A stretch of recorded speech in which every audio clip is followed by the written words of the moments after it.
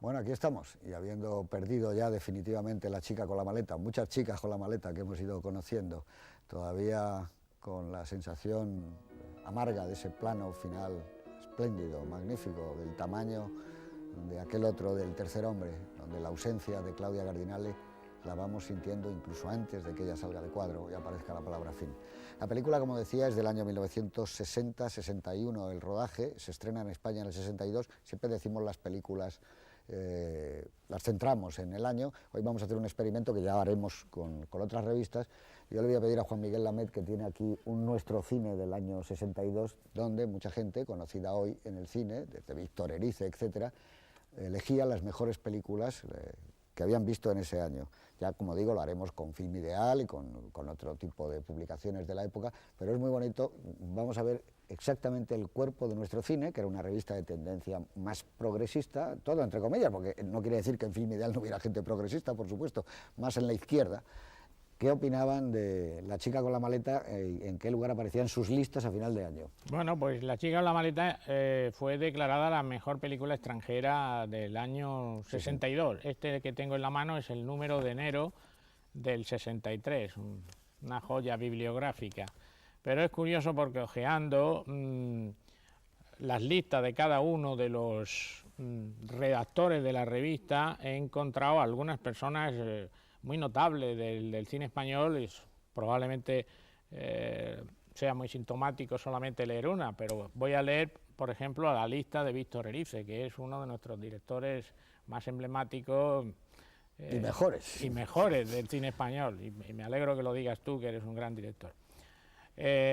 Pues Víctor Erice pone aquí La chica con la maleta la primera, Noches blancas de Visconti la segunda, Sed de mal de Orson Welles la tercera, París bajo fondo de Jacques Becker la cuarta, El empleo de hermano Olmi, El maquinista de la General, que aunque es una película de Buster Keaton, se estrenó ese año, Vencedores o vencidos de Stanley Kramer y Río salvaje de Elia Kazan.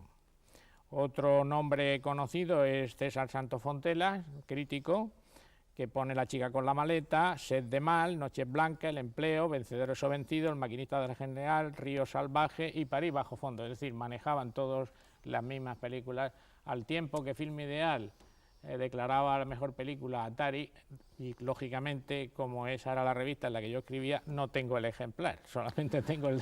Lo que es asombroso es que ese año 62 se podía ir al cine y ver Atari, se podía ver Sed de mal, se podía ver París bajo el fondo, se podía ver La chica con la maleta, se podía ver una reposición como Mira, yo tengo Keaton. Aquí una lista, que no recordaba esto de que decía Nuestro Cine, que lo hemos visto durante la película. Tengo una lista de las películas del 61, es decir, que se estrenaron aquí en el 62, y realmente es una lista asombrosa. El Buscavida, West Side Story, Vencedores o vencidos, La Dolce Vita, Desayuno con diamantes, Esplendor en la hierba, El general de la Rovere, El Cid Plácido. Estas son las películas que se estrenaron en el año 62 en España. Fíjate, pues ahí estaba, fíjate, Plácido, pues una de las obras maestras del cine en general, pero está El Cid, que es una obra maestra de Anthony Mann. ¿Cuáles más? Has dicho películas maravillosas ahí, ¿eh? Yo quisiera decir una cosa. Bueno, oye, vamos a ver, que antes de empezar la proyección, y como ahora la hemos visto nosotros y la han visto todos ustedes también, ¿qué versión crees que es la que ha ofrecido, qué grande es el cine, pero vamos, por medio de Televisión Española? Yo creo que esta versión es la misma que ha ofrecido la Filmoteca Española hace poco en el Cine Doré, en un ciclo sobre Valerio Zurlini. La versión que hemos visto dura 114 minutos y 113, 114 duraba la versión de la Filmoteca. Hay que decirle un momento, por si la gente ve que le ha durado de otra manera, como 1 minuto y medio, que el paso por televisión, las 25 imágenes, les habrá durado un poquito menos. O sea, hay una progresión geométrica, aritmética se dice, ¿no? No geométrica, aritmética, que tiene que venir a durar como casi 2 minutos menos en el pase televisivo. Esta versión que hemos visto es más larga que la versión que se estrenó en el año 62, porque duraba 105 minutos la versión censurada. Como curiosidad, y entre paréntesis, conviene decir, para que nos situemos en el año 62, que la versión que se estrenó en Inglaterra, de La Reina, duraba 96 minutos, es decir, inferior incluso... Los censores de La Reina eran más duros todavía. Más duros todavía. Siendo yo director del ICA, en la Dirección General se encontró una copia de La chica con la maleta que duraba 120 minutos. Y Augusto Martínez Torres da en su libro sobre el cine italiano 135 minutos, es decir, hay versiones para todos los gustos. Yo lo que sí he notado es la ausencia de una escena, solo una, que creo que conviene decirlo, porque así se entenderá mejor el coloquio y los espectadores también entenderán. Bueno, pues cuéntala, porque esa no la podemos ver. Exactamente, Si no está, cuéntala. Es la que he echado de menos, que es que hay una comida entre Lorenzo y Aída, en la que Aída le confiesa que tiene un hijo, que no es del tipo este que hace Jean-Marie Volonté, sino de un tercero, al que califica de inteligente y comunista.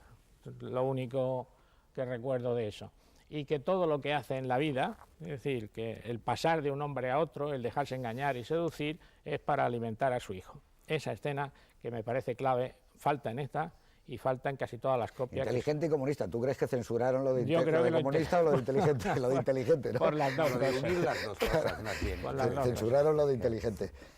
Y esa es la escena que tú dices. Esa es la única escena que he notado. Y al mismo tiempo la suavización tradicional de los diálogos, que si es posible decir buena moza en lugar de decir mujer de la calle, pues se dice. Bueno, ahora mientras veíamos la película, Antonio y yo estábamos comentando, él me decía que quizá en la playa hay un momento en que la escena seguía hacían el amor. Esa nunca la había visto yo. Eso lo he leído en alguna crítica de aquellos años, no sé si de críticos nacionales o extranjeros. Pero es una elucubración en cualquier caso. Es una elucubración en cualquier caso. Es decir, pudiera terminar, además de una manera, a mi juicio, impecable. Yo tengo que hacer también la siguiente confesión, no por odio al cine actual, que hay cosas que me gustan mucho, pero lo demasiado explícito, lo demasiado sangriento, lo demasiado carnal en el cine, me parece una especie de deterioro hacia atrás y de pérdida total. Es decir, tanto los grandes maestros clásicos de la cinematografía norteamericana como los europeos, en aquellos años, fuera por censura o no censura, hacían elipsis maravillosas que dejaban al espectador pues toda la potencia de elucubrar e incluso de sentir, que ahora en la pura carnazo, en la pura cama, pues no. Sí, pero es más, eso es, digamos, nos vamos perdiendo de manera en esa textura, pero también hay una confusión muy grande entre el ritmo y la prisa. Claro. Que eso es peor todavía, sí, ¿no? Eso es todavía. Parece que las películas buenas tienen que ser contadas muy a toda velocidad. Claro, y eso velocidad. hay algunas que requieren ese ritmo y otras que no. Si me permitís un momento, yo el otro día recordaba una reflexión muy buena, como todas las suyas, de José Luis Warner, que todos sabíais, y además fue amigo nuestro, que es uno de los grandes críticos. Sin duda. Los tres grandes. Digamos entre paréntesis que el último libro de Cabrera Infante, Cine o Sardina, que es muy bonito, está dedicado en memoria a José Luis Warner. Muy merecidamente, porque Warner era uno de los grandes críticos españoles, con una sagacidad y una capacidad de ver cine, y con capacidad también de escribir prosa excepcional. Bueno, pues en una crítica, que me parece que era una película de Mankiewicz, Warner hablaba, y me acuerdo respecto a esa especie de rapidez, la confusión esa de prisa con ritmo, él hacía otro apunte en el sentido de que ya no solamente el cine, sino todo el arte occidental, desde Giotto me parece que ponía, hasta Balthus, y desde Intolerancia de Griffith hasta Weekend de Godard, se basa en un elemento cardinal que es el espacio, el tratamiento del espacio.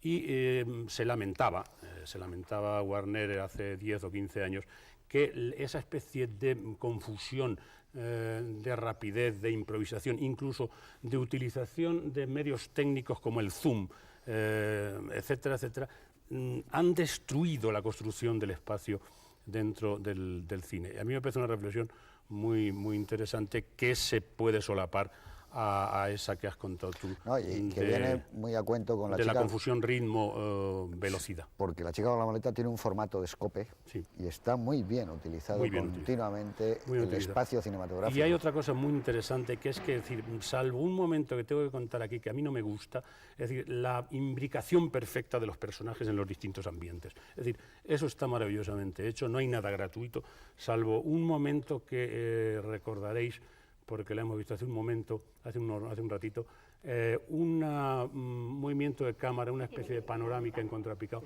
sobre los artesonados del museo, que creo que sobra.